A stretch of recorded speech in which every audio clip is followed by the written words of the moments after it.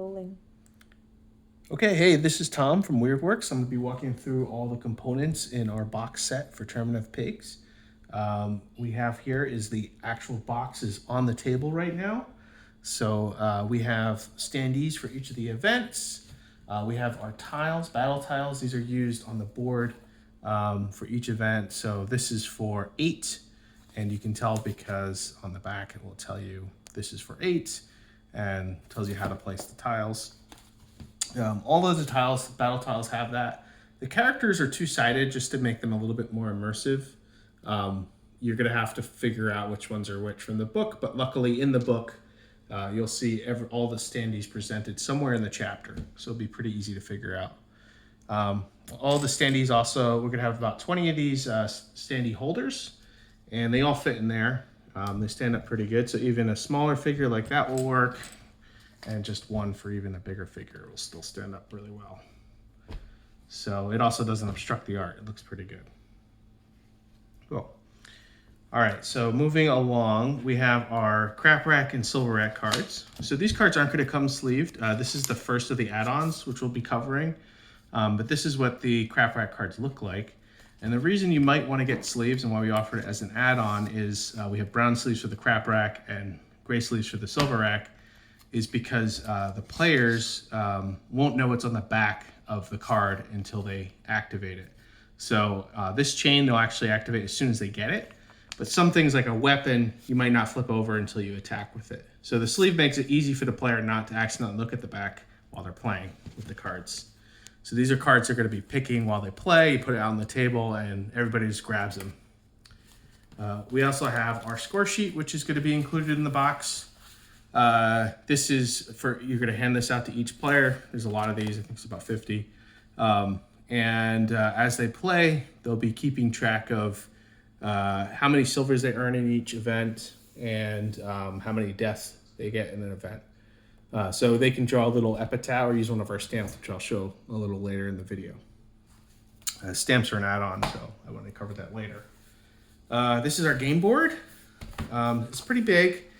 So it's the same dimensions as a Blood Bowl board, but we did a 6-fold, so we didn't have to have quite as big a box as a Blood Bowl board. But yeah, your guys will fit on here pretty nicely. So that's a huge creature, so it fits pretty well. Cool. Fits in the box very nicely. And then we have the books. The books are included in the box, so if you get the 5th edition version of the game, you're going to get 2 books. It was $5 more, and that's because you get this book added in there. This book has all the rules you need to play commoners in the game, all written out. And yeah, Brendan did a great job on the layout in this. You should have the PDFs of this if you want a preview. And then this book is the main rule book. This is the 5th edition book. There's just some preview of what it will look like on the inside. Again, if you have the print and play, which you should already have, you get a pretty good idea of what this is.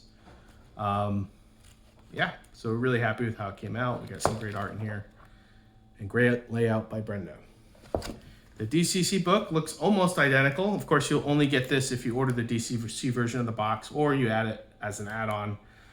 So the big difference between the two books is the stat blocks for the monsters.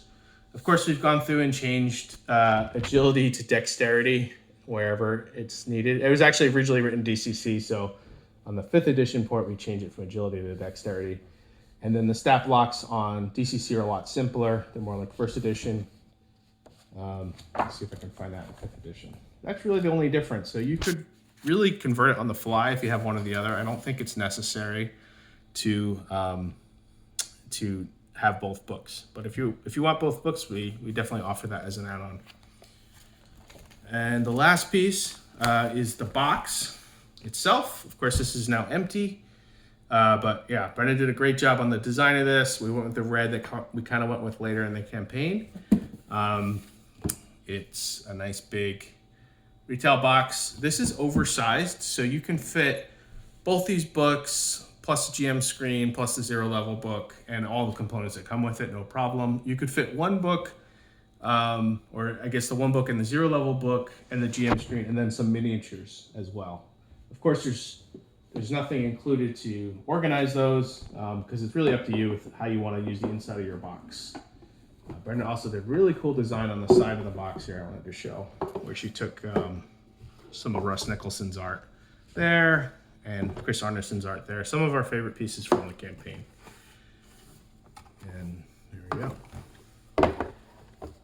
So there's our big box. We've made it extra big because so many people asked for it. You have room to put some extra stuff in there. Okay, so now we're going to move on to the add-ons. We did have a lot of add-ons in this campaign. The one thing that everybody gets for free as a physical backer is an Owl Bear sticker. We got you'll get one of these with every physical order. It's just a nice little cool sticker with Kurt Komoda's art on it. Speaking of Kurt Komoda's art, if you backed the sticker add-on, you're going to get 3 sheets of Kurt's art, 1 sheet of commoners, and then 2 sheets of monsters or different monsters, and then little pigs because they fit in there. These are a little bigger. I think we said 4x6, but these ended up being 5x7. Really happy with how these came out. They should be useful for people that love this kind of gaming. All right, the next big thing, the most popular add-on by far was our GM screen because it was pretty economical, but it's really going to be useful for the game. So this is the front here. Now, this isn't just art. You know, we have Chris's piece here and Russ's piece here, but in the middle we have Dimir Podrosky did our wheel art, and he also did the silver prize. Now, if you're a player, you should cover your ears for a second. But there's a minor spoiler here, and that is that silver prize has some hints that can be used in the campaign. So it's good to have that art there, easy to reference. We also have, as a bonus, a silver prize cardboard thing that you can hand out to players when they first start it. There's just a couple hints on some of the more random events that if you figure out the clues in here, will make it possible to solve those events without dying. And we also have the wheel, which has all 12 events, and this is how players generally are going to select which event they go to. They get to pick the event. It's really fun to have the players argue and discuss what they think grease grab is, or what piece of cake is. Is piece of cake really a piece of cake and really easy to do, or is it is it not a piece of cake? So that's kind of the fun, is discovering what these mysterious code names for all the events are.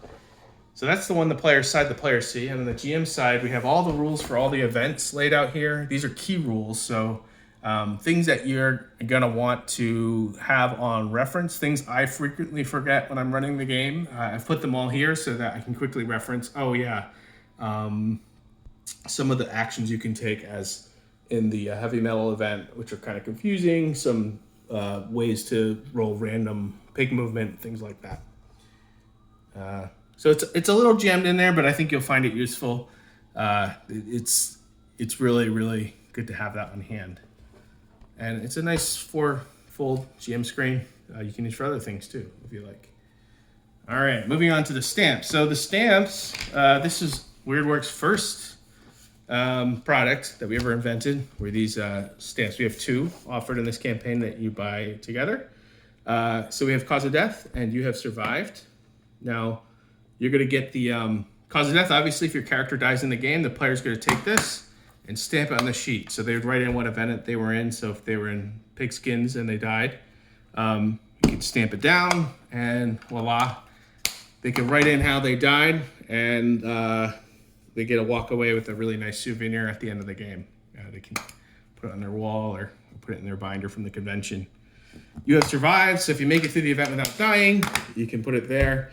You can also mark down any silvers you earned or any courageous things you did in that event. So this just makes it a little cooler, a little more fun add-on to do in the game while you're playing it. So, yeah.